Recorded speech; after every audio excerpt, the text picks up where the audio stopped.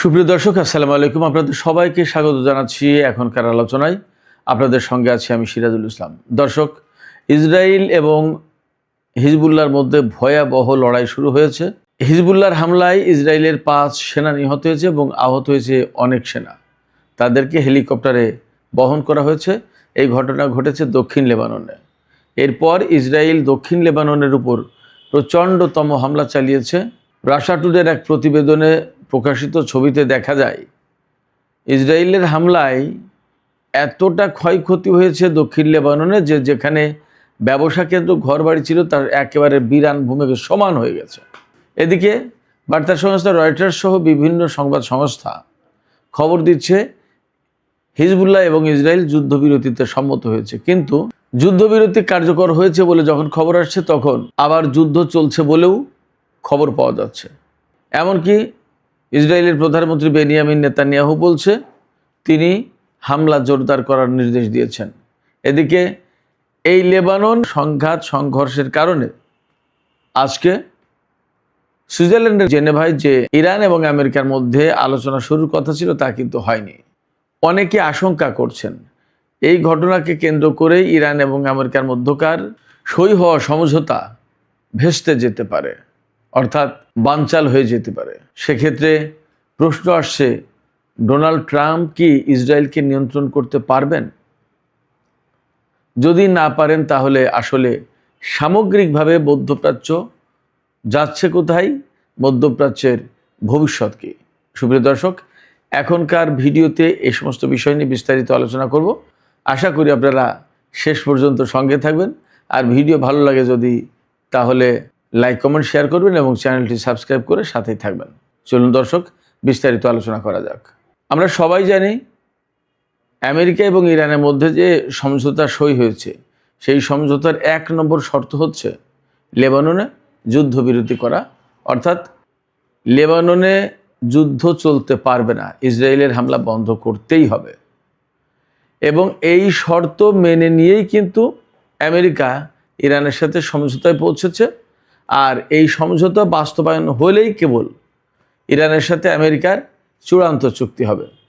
তার মানে খেয়াল করুন, এই যে 14 দফা সমঝোতা প্রতিষ্ঠিত হয়েছে, এই 14 দফা সমঝোতার 1 নম্বর দফাই হচ্ছে লেবাননের শান্তি চুক্তি।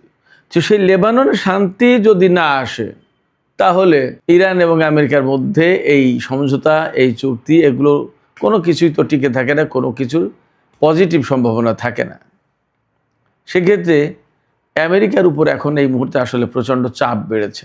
ইরান আজ সকালে একদম সুস্পষ্ট করে বলেছে লেবাননে যুদ্ধবিরতি হয়নি, অতএব আমরা সুইজারল্যান্ডে যাচ্ছি না, এই আলোচনা হবে না। আগে আমেরিকা লেবাননের যুদ্ধবিরতি এনশিওর করুক, নিশ্চিত করুক, তারপরে যাব। ইরান কেন এই শক্ত অবস্থান নিল? আমি একদম শুরুতেই বলেছি, লেবাননের হিজবুল্লাহ যোদ্ধাদের হামলায় ইসরায়েলের 5 সেনা নিহত এবং বেশ কয়েকজন আহত হয়েছে। লেবাননের যোদ্ধারা ইসরায়েলের সেনাদের উপরে অ্যান্টি ট্যাঙ্ক মিসাইল ছুঁড়েছিল। এই অ্যান্টি ট্যাঙ্ক মিসাইল ছোড়ার পর ভয়ঙ্কর রকমের বিস্ফোরণে ইসরায়েলের সমস্ত সেনা মারা যায়। অ্যাট এ টাইম ইসরায়েলের 5 জন সেনা মারা যাওয়া মানে কিন্তু বেশ বড় ব্যাপার, এবং আরও অনেকে আহত হয়েছে। তাদেরকে হেলিকপ্টারে বহন করা হয়েছে, চেষ্টা করা হচ্ছে তাদেরকে বাঁচানো যায় কিনা। হিজবুল্লাহর এই হামলার পর ইসরায়েল লেবাননে এত ভয়াবহ হামলা চালিয়েছে যে যেখানে ব্যবসা কেন্দ্র, ঘর বাড়ি, দোকানপাট ছিল তার কিচ্ছু এখন একদম কোনো কাঠামো কিচ্ছু নেই, পুরোটা মাটির সাথে মিশে গেছে। এই যে পুরোটা মাটির সাথে মিশে গেল, সেখানে কত মানুষ হতাহত হলো, কত মানুষ আহত হয়েছে সেই সংখ্যাটা আমার কাছে এই মুহূর্তে নেই, কিন্তু অন্তত 47 জন মারা গেছে বলে ইরানের পক্ষ থেকে জানানো হয়েছে। 47 জন অ্যাট এ টাইম। এবং একটি ঘুমন্ত পরিবারের উপরে ইসরায়েল হামলা চালিয়েছে, সেখানে ব্যাপকভাবে মারা গেছে লোকজন। প্রশ্ন আসতে পারে যে হিজবুল্লাহর বা লেবাননের যোদ্ধাদের হামলার কারণে যেহেতু 5টা সেনা মারা গেছে এবং আরও অনেক সেনা আহত হয়েছে, অতএব ইসরায়েল তো হামলা চালাবেই। কিন্তু তার আগের কাহিনী যদি আমরা দেখি তাহলে কি দেখব? আমরা দেখব যে ইসরায়েল আসলে প্রচণ্ড রকমের অন্যায়ভাবে যুদ্ধ করছে, লেবাননের উপর মারাত্মক রকমের অভিযান চালাচ্ছে, যাতে বেসামরিক লোকজন ব্যাপকভাবে নিহত হচ্ছে। দেখুন, ইরান এবং ইসরায়েল আমেরিকার যে যুদ্ধ শুরু হয়েছিল 28শে ফেব্রুয়ারি, সেখান থেকে আজকে 19শে জুন 2026 সাল, এই 100 দিনের বেশি, 107 দিন সম্ভবত, এই সময়টাতে আমেরিকা এবং ইসরায়েলের হামলায় লেবানন আর ইরানে 7,000-এর বেশি বেসামরিক মানুষ মারা গেছে। আমেরিকা ইসরায়েলের কতজন মারা গেছে বলুন আপনারা? তো সব কিছু মিলে আমরা দেখতেই পাচ্ছি, একথা বলাই যায় যে ইসরায়েল আমেরিকা যেখানে যুদ্ধে যাচ্ছে সেখানে বেসামরিক মানুষ হত্যা করার একটা বড় রকমের কৌশল নিচ্ছে। এটা খুবই দুঃখজনক, এটা হওয়া উচিত না। যুদ্ধে বেসামরিক লোকজনকে টার্গেট করা কোনো মতেই আন্তর্জাতিক আইনের আওতায় পড়ে না, আন্তর্জাতিক আইনের মানবাধিকারের প্রচণ্ড রকমের লঙ্ঘন। কিন্তু সেই কাজ করে যাচ্ছে ইসরায়েল, এবং ইসরায়েলকে থামানোর বা ঠেকানোর মতো আসলে কেউ নেই, এটাই বাস্তবতা আমরা দেখছি। এই প্রেক্ষাপটে এইরকম যখন অবস্থা, তখন ইরান বলছে যে ইসরায়েলকে যদি আমেরিকা না থামায় তাহলে লেবাননের যুদ্ধবিরতি কার্যকর হবে না, লেবাননের যুদ্ধ হামলা চলতেই থাকবে, হত্যাকাণ্ড চলতেই থাকবে।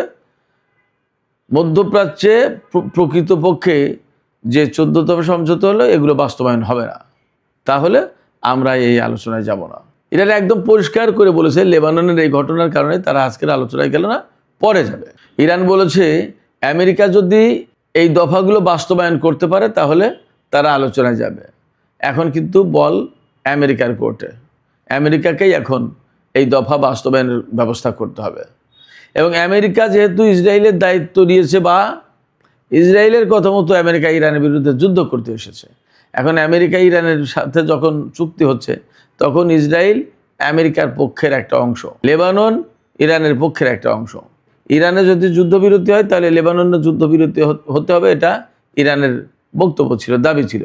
এবং সেই যুদ্ধবিরতি কার্যকর করতে গেলে ইসরায়েলকে ঠেকাতে হবে আমেরিকাকে, অর্থাৎ আমেরিকা ইসরায়েলকে ঠেকাবে। সেই কাজ যদি না করে তাহলে তো কোনো কিছুই হবে না। এত চেষ্টা তদবির করে মার্কিন প্রশাসন ইরানের সাথে যখন একটা চুক্তি করলো, সেই চুক্তি কোনো কাজে আসবে না। এই রকম একটা জায়গা থেকে মার্কিন ভাইস প্রেসিডেন্ট জেডি ভ্যান্স বলেছেন, ইসরায়েল ছোট্ট একটা দেশ, যার লোক সংখ্যা মাত্র 90 লাখ। এই ছোট্ট দেশের উপর ইরান যদি পরমাণু বোমা বানিয়ে ফেলে, ডোনাল্ড ট্রাম্প বলেছে, ডোনাল্ড ট্রাম্প বলেছেন এই ছোট্ট দেশের উপর যদি ইরান পরমাণু বোমা বানিয়ে হামলা চালায় তাহলে ইসরায়েলের অস্তিত্ব থাকবে না, এবং আমেরিকা ইসরায়েলের পাশে না থাকলে ইসরায়েল টিকে থাকতে পারবে না। ডোনাল্ড ট্রাম্পের বক্তব্য। জেডি ভ্যান্স বলেছেন ইসরায়েলের এই অভ্যাস খুবই খারাপ এবং এটা কোনোভাবে গ্রহণযোগ্য না।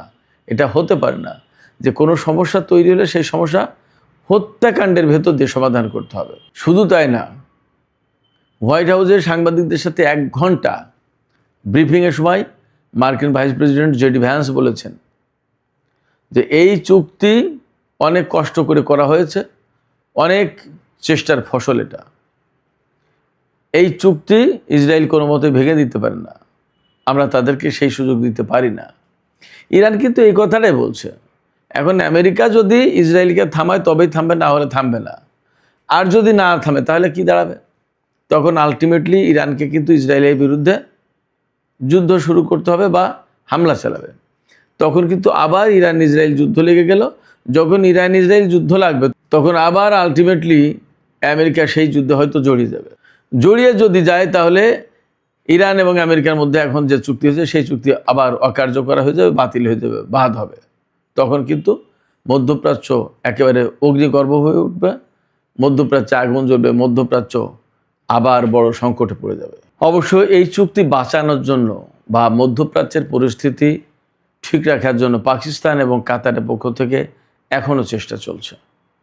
কাতারের মধ্যস্থতায় যতদূর জানতে পারছি যে হিজবুল্লাহ এবং ইসরায়েল যুদ্ধবিরতিতে রাজি হয়েছে, কিন্তু আবার কথাও খবর পাচ্ছি যে ইসরায়েলের প্রধানমন্ত্রী নেতানিয়াহু আরও বেশি হামলা চালানোর জন্য নির্দেশ দিয়েছে। আসলে নেতানিয়াহুকে বা ওই পক্ষের কাউকেই বিশ্বাস করার সুযোগ নেই। এই কারণে এরা মুখে বলে একটা করে আর একটা, এরা অসম্ভব রকমের যুদ্ধবাজ। এত যুদ্ধবাজ হলে আসলে শান্তি পাওয়া যায় না। আমেরিকা যদি এখান থেকে ইসরায়েলের পাশ থেকে সরে যায় তাহলে ইসরায়েলের কিন্তু পরিস্থিতি খারাপ হবে। ডোনাল্ড ট্রাম্প এবং জেডি ভ্যান্স যথেষ্টই বলছেন, বারবার বলছেন এই চুক্তি কিন্তু তারা করছে এবং তাদের পক্ষের। যদি সত্যি সত্যি তারা আন্তরিক হয় তাহলে ইসরায়েলের এই একগুঁয়ে অবস্থানের কারণে হয়তো তারা সরে যেতে পারে, যদিও সেটা কল্পনা করা কঠিন।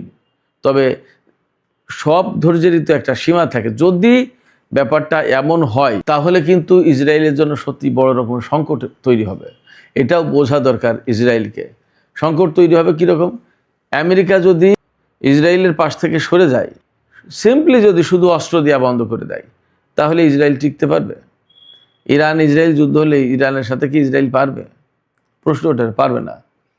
ইরান তো এমনিই একটা বড় শক্তি, এরপরে আঞ্চলিক যে সমস্ত বিভিন্ন শক্তি সংগঠন রয়েছে তাদের মোকাবেলা করতে করতে ইসরায়েলের অবস্থা খারাপ হয়ে যাবে। সেক্ষেত্রে ইসরায়েল কোনো মতেই মধ্যপ্রাচ্যে ভালো অবস্থায় থাকবে না। ইসরায়েল যদি থাকতে চায়, টিকতে চায় এবং তার অস্তিত্ব যদি রক্ষা করতে চায়, আমি মনে করি আমেরিকার সাথে কোঅর্ডিনেট করে ইরানের সাথে যে চুক্তি হয়েছে সেই চুক্তির আওতায় সবাই শান্তিপূর্ণ অবস্থানে থাকুক। তা না হলে কিন্তু পরিস্থিতি অবশ্যই অনেক বেশি খারাপ হয়ে যাবে।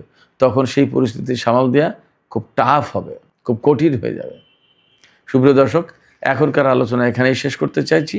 যাবার আগে আমি আপনাদের কাছে জানতে চাই, শোনা যাচ্ছে ইসরায়েল এবং লেবাননের প্রতিরোধ যোদ্ধাদের মধ্যে যুদ্ধবিরতির চুক্তি হয়েছে, তারা সম্মত হয়েছে যুদ্ধবিরতি করতে।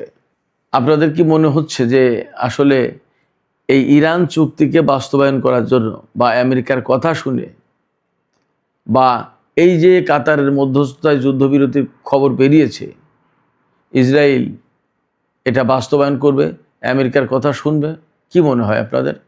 যদি ইসরায়েল কোনো সমঝোতায় না আসে, যদি হিজবুল্লাহর সাথে যুদ্ধবিরতি চুক্তিতে না যায়, তাহলে কি ইরানের এই যুদ্ধে আবার জড়িয়ে পড়ার সম্ভাবনা আছে?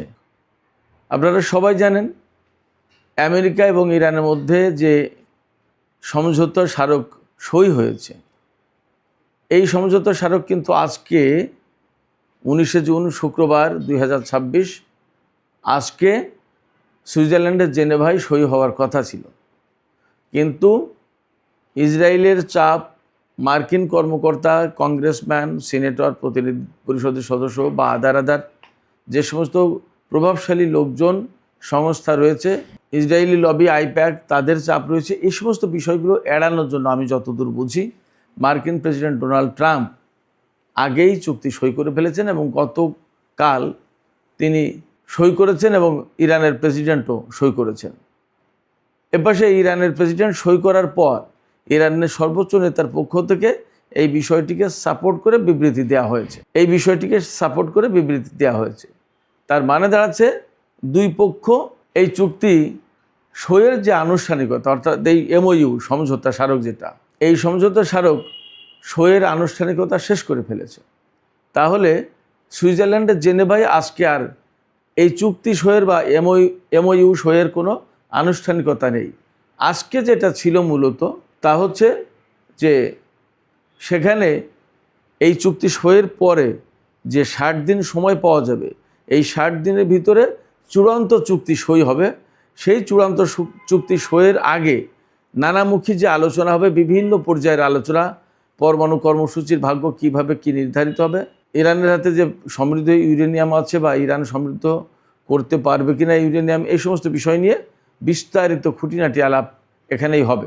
তারপরে ইরানের উপর থেকে নিষেধাজ্ঞা চূড়ান্তভাবে তুলে নেওয়া, তারপরে তার অর্থনৈতিক যে সমস্ত ছাড়, তারপরে তার জন্য যে আলাদা ফান্ড গঠন, এই সমস্ত সব বিষয় নিয়ে আলোচনা হওয়ার কথা এই 60 দিনের ভেতরে।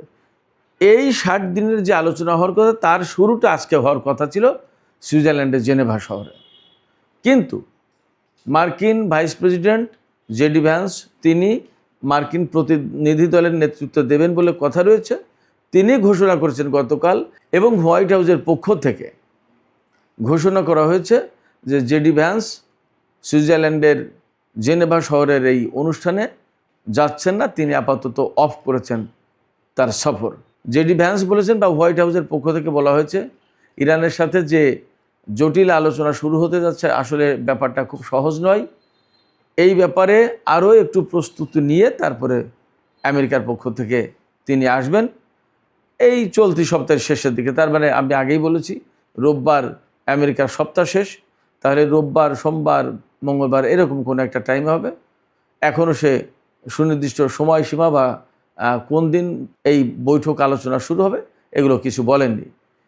তো যখনই আমেরিকার পক্ষ থেকে এই আলোচনা বা বৈঠকের ব্যাপারে স্থগিত অবস্থা ঘোষণা করা হয়েছে, তখন ইরানের পক্ষ থেকেও সঙ্গত কারণে স্থগিত ঘোষণা করা হবে, এটাই স্বাভাবিক। তবে কোনো কোনো গণমাধ্যম খবর দিচ্ছে যে ইরান আপত্তি তুলেছে প্রথমে যে লেবাননের যুদ্ধবিরতি কার্যকর করার কথা এই চুক্তি অনুসারে, কিন্তু ইসরায়েল লেবাননে প্রচণ্ড হামলা চালিয়ে যাচ্ছে, অব্যাহত রেখেছে। এই হামলা চালিয়ে যাচ্ছে, অব্যাহত রেখেছে এবং আজকে সর্বশেষ যে হামলা হয়েছে সেটা অনেক বড় হামলা, তাতে প্রায় 20 জন লোক নিহত হয়েছে, আহত হয়েছে অনেকে। এবং ইসরায়েলের পক্ষ থেকে বলা হয়েছে যে তারা লেবাননে এইভাবে হামলা অব্যাহত রাখবে, তারা এই চুক্তি মানবে না। তো আলটিমেটলি এই চুক্তির গুরুত্বপূর্ণ পার্ট হচ্ছে লেবাননে যুদ্ধ বন্ধ করা। তো লেবাননে যদি যুদ্ধ বন্ধ না হয় তাহলে আমেরিকার পক্ষ থেকে বেসিক্যালি বলা যাবে যে এই যুদ্ধবিরতি চুক্তি লঙ্ঘন করা হচ্ছে। তো যুদ্ধবিরতি চুক্তি বা এই যে সমঝোতা স্মারক সই হলো, এটা যদি লঙ্ঘন করা হয় তাহলে সেইটা শুরুতেই যদি লঙ্ঘন হয় তাহলে ইরানের পক্ষ থেকে কেন সেই বৈঠকে যাবে এবং এইটা কার্যকর কেন করবে? ব্যাপারটা কিন্তু এই রকম পর্যায়ে এই রকম প্রশ্নের মুখে এসে দাঁড়িয়েছে। সেই কারণে ইরান যাচ্ছে না। আর ইরান যেহেতু যাচ্ছে না, তখন আমেরিকার পক্ষ থেকে আলটিমেটলি ঘোষণা দেওয়া হচ্ছে যে তারা এই বৈঠকে যাচ্ছেন না। কিন্তু এর পেছনে মূল কারণ হচ্ছে ইসরায়েল। এবং এরই মধ্যে মার্কিন ভাইস প্রেসিডেন্ট জেডি ভ্যান্স তিনি কিন্তু বলেছেন যে ইসরায়েল চাইছে সমস্ত সব কিছু হত্যাকাণ্ডের ভেতর দিয়ে সমাধান করতে। তিনি বার্তা সংস্থা এএফপিকে বলেছেন, ফরাসি বার্তা সংস্থা, তাকে বলেছেন, জেডি ভ্যান্স বলেছেন যে ইসরায়েল তার যত সমস্যা সমস্ত সমস্যা হত্যা করে অর্থাৎ হত্যাকাণ্ড চালিয়ে সমাধান করতে চাই, কিন্তু সমস্ত সমস্যা তো হত্যা করে সমাধান করা যায় না, এটা কোনো কথা হতে পারে না, জেডি ভ্যান্স বলেছেন। এবং জেডি ভ্যান্স আরও হুঁশিয়ারি উচ্চারণ করে বলেছেন ইসরায়েলকে মনে রাখতে হবে তার জনসংখ্যা মোটমাট 90 লাখ। এই 90 লাখ জনসংখ্যা নিয়ে ছোট্ট একটা দেশ, সে অনেক শত্রুতা করে অনেক সংগ্রাম লড়াইয়ের মুখে সে টিকে থাকতে পারবে না। তিনি যে কথা বলেছেন তার মূল মেসেজ এইটা। তার মানে জেডি ভ্যান্স মূলত ইসরায়েলের কর্মকর্তাদের প্রতি আহ্বান জানিয়েছেন চুক্তি মেনে চলার জন্য, এবং চুক্তি মেনে চলার ভেতরেই কল্যাণ আছে। এবং এই চুক্তিকে জেডি ভ্যান্স দাবি করছেন যে উইন উইন সিচুয়েশন হয়েছে, ইরানও জিতেছে আমরাও জিতেছি এরকম। এদিকে সুইজারল্যান্ডে বৈঠক যখন আজকে হচ্ছে না, ইরান যখন যাচ্ছে না, জেডি ভ্যান্স যখন আসছেন না, তখন আজকের বৈঠক অন্তত স্থগিত কথা তো ঠিক, তারপরে এই সপ্তাহের শেষের দিকে কখন কবে হবে সেটা তো পরের ব্যাপার। ফলে একদম পরিষ্কারভাবে বলা যায় যে একটা অনিশ্চয়তা তৈরি হয়েছে সমঝোতা স্মারক বাস্তবায়নের ব্যাপার নিয়ে, বৈঠকের ব্যাপার নিয়ে। অর্থাৎ একেবারে শুরুতেই, পথ চলার শুরুতে একটা অনিশ্চয়তা তৈরি হয়ে গেল, কথা ঠিক। আবার এপাশে একটা আশার দিকও আছে। পজিটিভ দিক হচ্ছে ইরান হরমুজ প্রণালী থেকে তাদের নিয়ন্ত্রণ আপাতত 60 দিনের জন্য শিথিল করেছে। আর মার্কিন যে ব্লকেড ছিল সেই ব্লকেড কিন্তু প্রত্যাহার করা হয়েছে। সেই ব্লকেড প্রত্যাহার করার কারণে ইরানের জাহাজ স্বাভাবিকভাবে চলতে পারছে। সেন্টকমের পক্ষ থেকে বলা হয়েছে এ পর্যন্ত ইরানের 12টি জাহাজ হরমুজ প্রণালী পার হয়ে তাদের গন্তব্যের দিকে গেছে। আর ইরান যেহেতু হরমুজ প্রণালী থেকে তাদের কন্ট্রোল প্রত্যাহার করে নিয়েছে, সেক্ষেত্রে অন্যরা সবাই তাদের জাহাজ চলাচল করাতে পারবে আপাতত, তাতে কোনো সন্দেহ নেই। সেক্ষেত্রে সংযুক্ত আরব আমিরাতের পক্ষ থেকে বলা হচ্ছে যে বেশ কয়েকটি জাহাজকে, যারা অনেকদিন ধরে অপেক্ষা করছে, তাদেরকে জাহাজে তেল লোড করতে বলা হয়েছে। তার মানে হরমুজ প্রণালীতে অন্যরাও জাহাজ চালাবে, এখন আর ঝামেলা নেই। এটা পজিটিভ দিক। কিন্তু এপাশে চীন এবং রাশিয়া তারা সবাই বলেছে একেবারে পরিষ্কার বিবৃতি দিয়ে, এই যে ইরান এবং আমেরিকার মধ্যে যে সমঝোতা স্মারক সই হলো, এই সমঝোতা স্মারক সইকে স্বাগত জানিয়েছে দুই দেশই, চীন এবং রাশিয়া। এবং তারা বলছে যে আর যাতে এই ধরনের বড় কোনো সংঘর্ষ সংঘাত না হয়, দ্বন্দ্ব সংঘাত না হয়, তার ব্যবস্থা করতে হবে। সেই ব্যবস্থা নিতে হবে ইরান আমেরিকা সবাইকে, যাতে কোনো পক্ষ আর সংঘাতে না জড়ায়। তো রাশিয়া এবং চীনের পক্ষ থেকে পরিস্থিতি স্বাভাবিক রাখার জন্য আহ্বান জানানো হয়েছে ইরান এবং আমেরিকার প্রতি। এদিকে পাকিস্তান যে কূটনৈতিক প্রক্রিয়ায় এত বড় গুরুত্বপূর্ণ রোল প্লে করলো, বড় ভূমিকা রাখলো, এর জন্য আসলে সারা বিশ্বে তারা প্রশংসায় ভাসছে।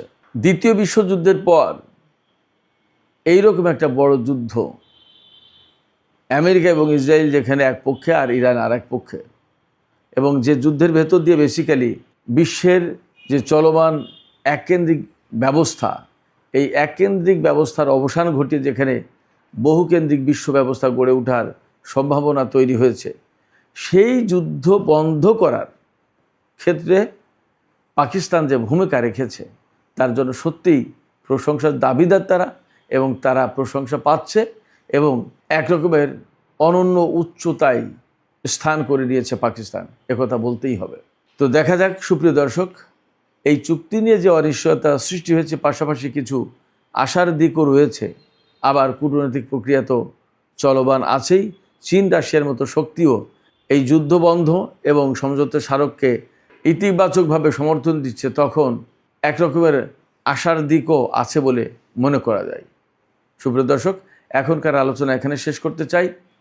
আলোচনা শেষের আগে আপনাদের কাছে জানতে চাই, আপনাদের মতামত জানতে চাই, আপনারা কি মনে করেন এই যে জেনেভা বৈঠক নিয়ে একটা অনিশ্চয়তা তৈরি হয়েছে, এই অনিশ্চয়তা কি থেকেই যাবে নাকি কেটে যাবে? তার মানে ইরান এবং আমেরিকার মধ্যে যে সমঝোতা স্মারক সই হলো, তা কি কার্যকর হবে নাকি আবার দুই পক্ষ সংঘাতে লিপ্ত হবে? আপনাদের কি মনে হয়? আপনাদের মতামত জানিয়ে কমেন্টে লিখতে পারেন। আর ভিডিও ভালো লাগলে লাইক, কমেন্ট, শেয়ার করবেন এবং চ্যানেলটি সাবস্ক্রাইব করে সাথেই থাকবেন। দর্শক, আপনাদের সবাইকে অনেক অনেক ধন্যবাদ। আল্লাহ হাফেজ।